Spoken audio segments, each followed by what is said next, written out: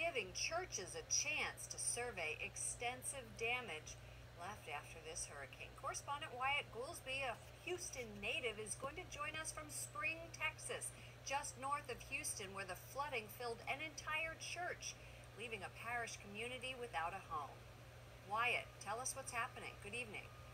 Good evening, Lord. It will take many years before churches are able to fully recover after this hurricane. That includes St. Ignatius of Loyola Catholic Church here, where it has been, until this afternoon, completely inaccessible. In fact, this parking lot, the water was so high, it went up to my chest.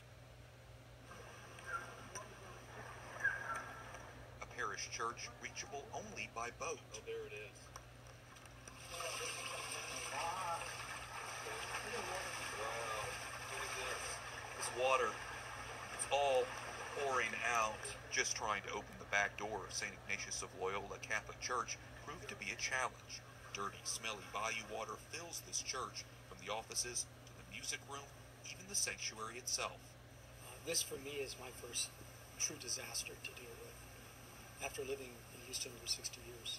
Father Norbert Meduja, 11-year pastor of this church, which serves over 4,000 parish families, picking up the pieces, finding hope in destruction. But it just reminded me that our Lord is suffering with everyone. That to see him floating face down with the corpus broken in the arm, missing family members, everybody that's suffering this loss, and he's right there in the middle of us all. But as heartbreaking as it is to walk amidst the wreckage, the tabernacle containing Holy Communion survived intact. Father Norbert carried the Blessed Sacrament to safety, grateful for this small miracle. While for now the parish is without a physical home, Father Norbert comforts his flock. We are the church. You are the church. It's us together, laity, priests, deacons, bishops, cardinals, pope.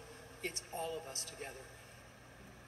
Now, Father Norbert tells me since his church flooded, a number of other churches, Catholic and Protestant, have reached out and offered their facilities so that he can hold Mass and celebrate Mass with his parishioners. He's considering right now a nearby high school just across the street from the church. In the meantime, this whole area has been actively hit by the hurricane, and as a result, Catholic parishes in the area have been collecting and distributing essential items like food and clothes. St. Anthony of Padua Catholic Church in the Woodlands is just one example.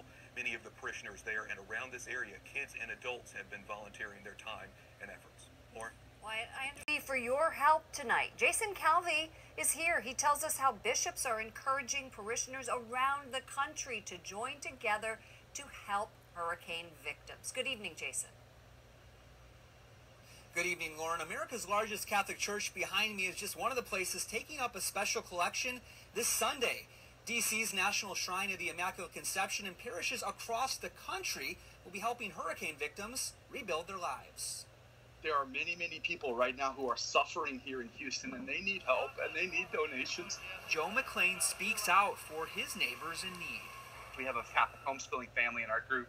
They lost everything in that, and right now we're trying to get them cars and food and clothing and whatever else they need. Good Samaritans helped Joe and his family escape when the floodwaters reached their front door.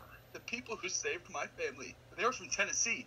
You know, they just got in their truck, brought their boat down, and they're just going through and trying to save people. So to me, that's where my mind is right now. It's just in thinking of how can we help. You don't need a boat to help. The U.S. Bishops' Conference asked the nation's parishes to pass the plate for the victims of Hurricane Harvey. Jonathan Reyes leads the Bishop's Department of Justice, Peace, and Human Development. This is an opportunity for us to really step in and love our neighbor. And, you know, Catholics do this. We do this well. We've done this in the past. You name the hurricane, we've been there. And Catholics have stepped up and given millions of dollars. And so this is just, I think, Catholics showing the world what we're about. The money goes to the diocese and Catholic charities in the ravaged areas. But even if you can't give, the U.S. bishops ask for your prayers. This is a spiritual disaster as well as a natural disaster. And so I just want to echo what His Eminence Cardinal Donardo said, and it's time to pray. We need to wake up Jesus in the boat. Some of the largest archdioceses in the country are accepting this challenge to help the flood victims. Cardinal Timothy Dolan in New York is encouraging his parishes to take up the collection either this weekend or next. And in Chicago, they're going to be taking this collection up on the weekend of the 9th and the 10th. Lauren? Jason, if you're watching right now, how can Catholics help right now, right away? right away you can go to the website of CatholicCharitiesUSA.org, and right at the top of that page you'll see a link. Follow that link and you can make your donation right away. Fabulous story. My heart just went out to that man standing there, and just so grateful for all the people, his relatives who came to help him. Correspondent Jason Calvi in Washington. Thank you, Jason. We will have continuing